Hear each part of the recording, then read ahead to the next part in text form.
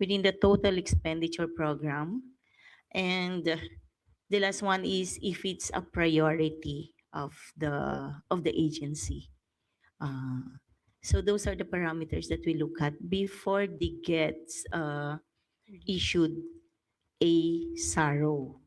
Now, if they are really SARO, then they can go into procurement. They can award the contract.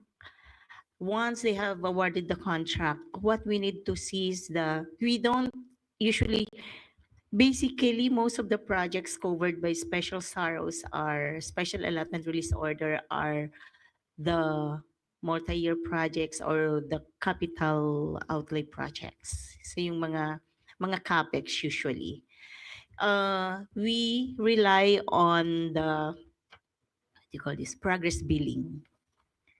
So when we release those SAROs, allotment lang talaga siya. We do not cover it with NCA, with cash, because we would need to wait for their request again for the cash once they have due and demandable payables. So doon lang po siya makikita. But before they can do that, we also ask them to submit a form. We call it the LDDAP. When they request for the cash allocation, kailangan po nakalist doon kung talagang payable na siya. It should be due and demandable. That's the only time that we can issue their additional NCAs, their cash allocation. But in all of this, ma'am, you rely on the documents that's submitted by the agency. Yes, Madam Commissioner. What we require the agency is to come up with the undertakings based on our circular that they should be certifying that the projects is already covered by, of course, and with projects that are not ghost at the same time. Can I have the, yes, walang attachment. Yeah, okay. Okay. So we have this certificate of undertakings, okay? For infrastructure project, all agents are required to submit certification in the form of provide support the request for release of NCA for accounts payable or due undemandable obligations. So yun po, may undertakings po na dapat ay notarized and sworn and notarized po. Yeah. Is that, are those documents prepared by the head office of DPWH or the regional office? The implementing unit, okay. Kasi ano po, as far as DPWH, decentralized po kasi ito. So sila po yung magsa-certify. Okay. Okay. So implementing units po. Para making sure that yung project po ay ano siya, hindi siya ghost at yun, those are the ano na nga ginamit namin po ngayon to make sure are valid legal obligation covering structure project implemented consistent with the approved plans, specification and standards in accordance with budgeting, procurement, accounting rules and regulations po. So those are some of the initiatives as right now that we are doing. So para maiwasan na po natin yung ghost na po na binabayaran na hindi naman pala na-implement. So these are initiatives moving forward, Secretary. In the past, these are not in place. Yes. Although syempre po in the past, wala pong undertaking sa ginawa. Hindi siya notarized. But mayroon naman tayong certification ng kanilang LDDAP, yung list of due and demandable accounts payable certified by agency, accountants, head of the agency. Okay. That they are valid. So just wanted to confirm the release po of the funds will be to the implementing agency, which, yeah, okay, not the head office of DPWH. Is there not a central account, ma'am? If I may, Madam Commissioner, the notice of cash allocation is released to the implementing unit. When we say implementing unit, it's that unit which directly receives which maintains an MDS account, yung parang savings account natin in the bank. So these units have capable financial units. So doon po talaga, like for example sa DPWH, the lowest na implementing unit are the DEOs, the District Engineering Office. So meron pong derecho na nare-release sa kanila ng mga notice of cash allocation. So nakikredit doon sa kanilang MDS account. But Central does not have any visibility over this, so they don't know what has already been transferred to the implementing agencies. Depending on what account it is or what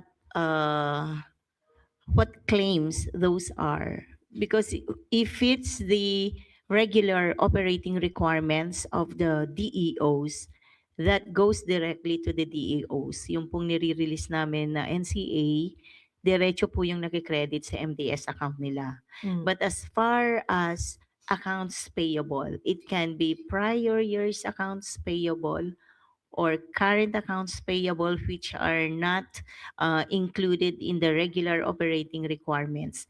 Yun po, the DPWH adopted a centralized MDP system, meaning binubuo nila, kinoconsolidate nila yung request nila for accounts payable. It starts from the DEOs, yung listahan, the LDDAP that we were saying. It goes up to the region and then the region goes to the central office. Kino-consolidate po yun, sinasubmit sa DBM. So what we get to see is the consolidated requirement ng accounts payable. So they do a different thing pagdating ng accounts payable. So Kasi what would be an accounts payable other than the payment to the contractors and operating expenses? yes, accounts payable are those which are subjected to progress billings. Hiwalay po yung kanilang statement of account. Usually, hindi na isasabay kaagad yung bayad sa kanila.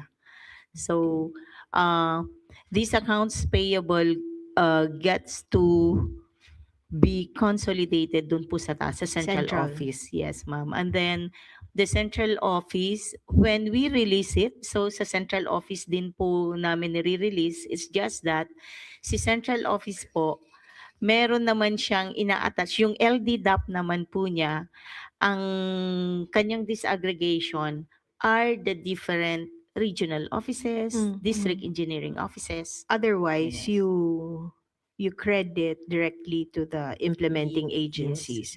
So what I'm seeing is that the finance person in that implementing office would be responsible for really making sure that any disbursement is supported properly. Yes. Yes, Madam Commissioner. And the finance people in the head office do not have visibility over that or no oversight, no monitoring.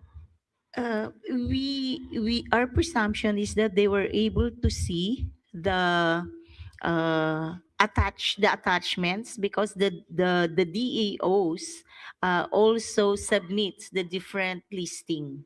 So may listahan din pong nanggagaling sa DEOs ng kanyang mga creditors na babayaran. Meron din po siyang LDDAP. Yun yung sinasubmit niya, paakyat ng region, then region to the central office. So we would presume na usually po kasi mga voluminous yung papel, but our presumption is that when the central office consolidates this, we are of the presumption na nakita po niya yung mga documents, yung mga attachments.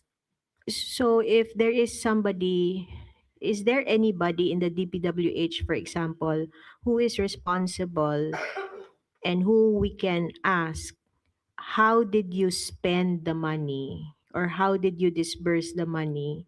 Is that the finance person in the head office? Or we would have to go to all the district offices? Um, the the process that we have now is that from the LDDAP listed by consolidated by the central office, so naka-regional office yun o kaya DEO, automatic po, naka-ADA po kasi yon, meaning automatic advice to debit account. Yes, yes. So automatically once it gets into the MDS account of the central office, makre-credit na rin po yan because there's the lower portion of our LDDAP form, nandun po yung advice to debit account. Okay. So, Madidebit na po siya sa account ng regional o kaya yung Right. DEOs. so the central finance person, Hindi niya mahawakan. hindi niya mahahawakan, but he or she has oversight. Makikita po niya. Makikita Yes. niya and he or she can question Yes. how that's Right. being dispersed. Yes. In relation to that, who signs the affidavit or sworn statement that is required? Is it the Implementing district engineer, finance head? Sino ba yung pwedeng ikulong dyan?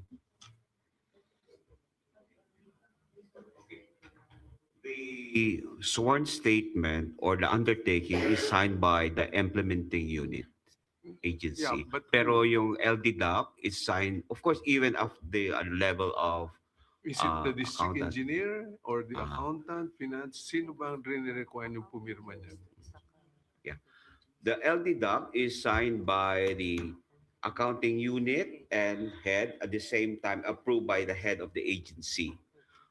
But as to the undertaking, it's the head of the agency or the implementing unit or the So district engineer. Yes. Or regional director as Yes. the case may be. Yes, sir. Para maliwanag, we Yes. don't say na hindi niya alam, basta pumirma lang siya. He has Yes. a responsibility. Yes.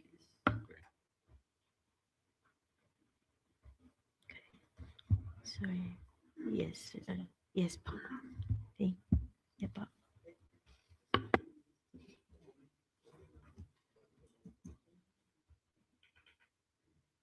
Good afternoon, Yes, sir.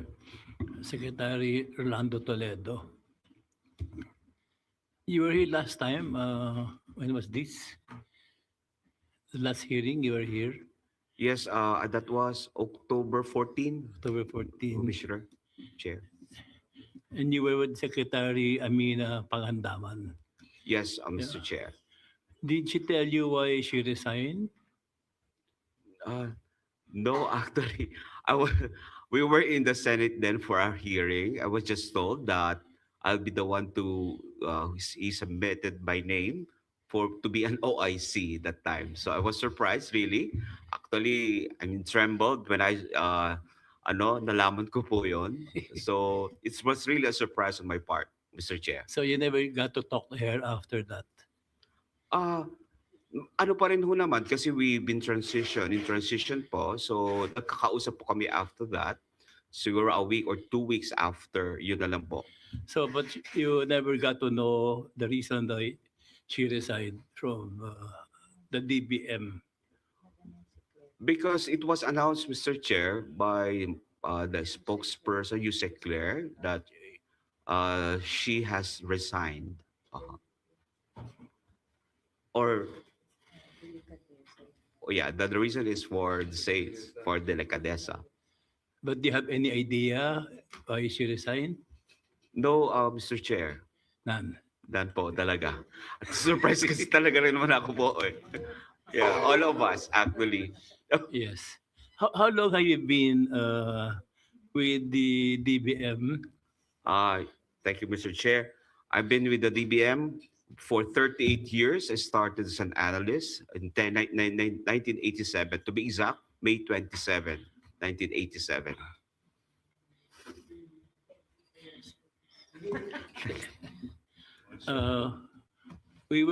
This office was created September 12 or 11, and we took our oath September 15. On September 19, we asked Senator Soto to come here to enlighten us on the budget process. So we wrote 4 letters. After that, One is dated September 29. First, we said that all deliberations must be documented, proceedings must be officially transcribed and recorded. Then we also said that all insertions must be complete with complete documentation. Then third, we said that there must be established to prevent conflicts of interest. Then fourth, we said an insertion must have a transparent audit trail. And then on October 6, we wrote a letter to to Speaker Faustino D asking that the copy of the HOR NEP, then the version of the HOR NEP, and the hearings, bicameral hearings, and the list of proponents.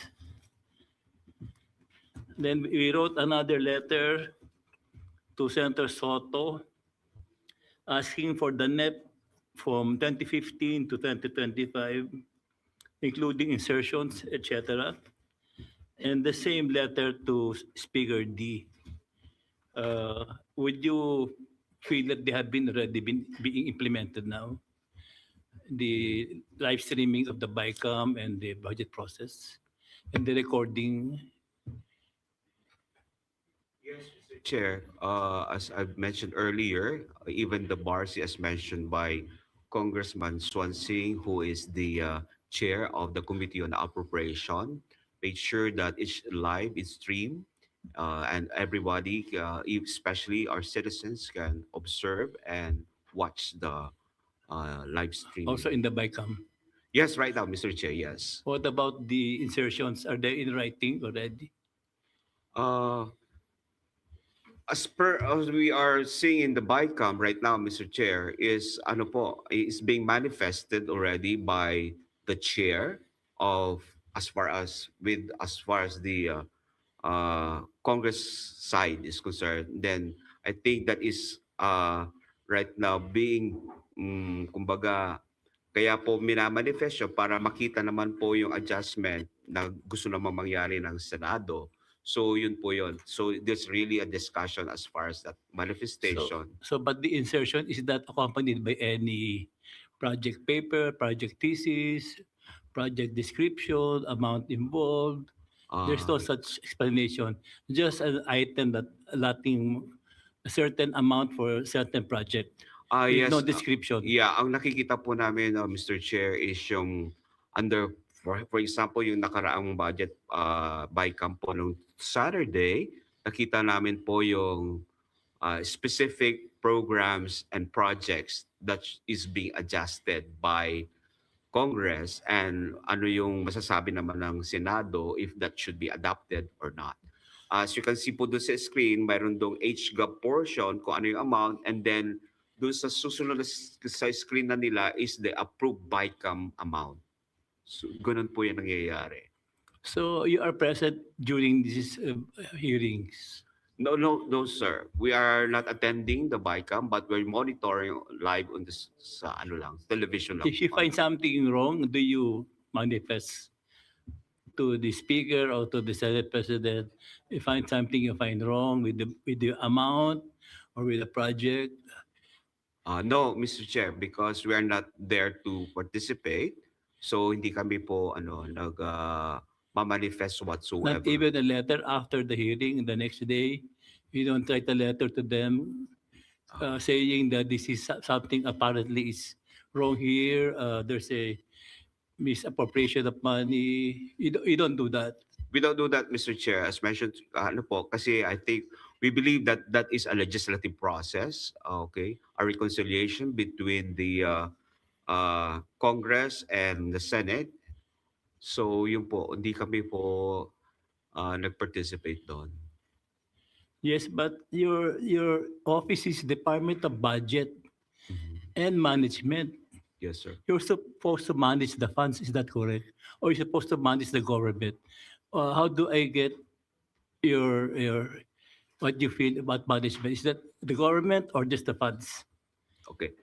Well, you're right, Mr. Chair, that we are the Department of Budget and Management, so we have to look into the B at the same time the M part, which is the budget. That is what we are going to do. We've been doing, which is the preparation of the budget and the execution. Okay. Last, sa budget preparation, yes, we are on top of that. As I earlier mentioned, kami po ay on top of that in the preparation. But we know that we have a separate uh, body that looks into authorization, which is the Congress, both houses, the House of Representatives and the Senate. So we leave it to them, okay, as to what should transpire between the discussion at the GOV, the final GOV, and the discussion at the Senate, and this time po to reconcile that differences through the BICAM. So as far as that is concerned, Mr. Chair, since that is a legislative process, hindi po kami nakikialam doon. That is what with the separation between the executive My question and is management. What? You get the funds and you're supposed to manage the funds. Isn't that correct? Yes, Mr. So you should be monitoring the flood control projects because you're part of management. I think that's Yeah. that's what you should really do, you know. So what would you say about these flood control projects? Were you able to manage it or monitor it? Yeah. Mr. Chair, as far as the flood control is concerned, so kami po on the part of the BBM, we rely on the submission of the reports that has been provided to us, okay, based on the uh, yes, based on their special budget request. Because for every special budget request, may naka-attach pong mga documentations, and that is also what we require. And based on those requirements, we saw that it's valid po siya, it's signed, and it's been endorsed to us. So, ano po siya, we saw it, that is valid. So that's why, na-release po namin siya. So that is a table management, table-to-table management.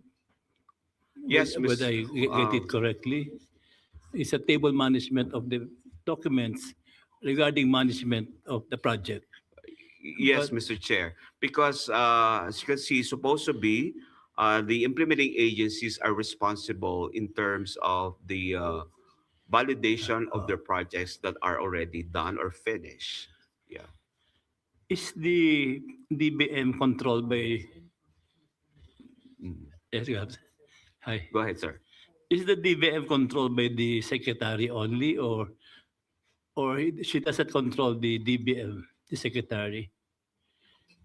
Well, overseeing is the term, I guess the term, but in terms of control, Mr. Chair, kasi we have, for every departments, there is an analyst that is evaluating the project, the request as far as the agencies, the coverage, may specific coverage po yan. And there's another, aside from the analyst, mayroon pong directors concerned po no may hawak po ng ahensyang yan.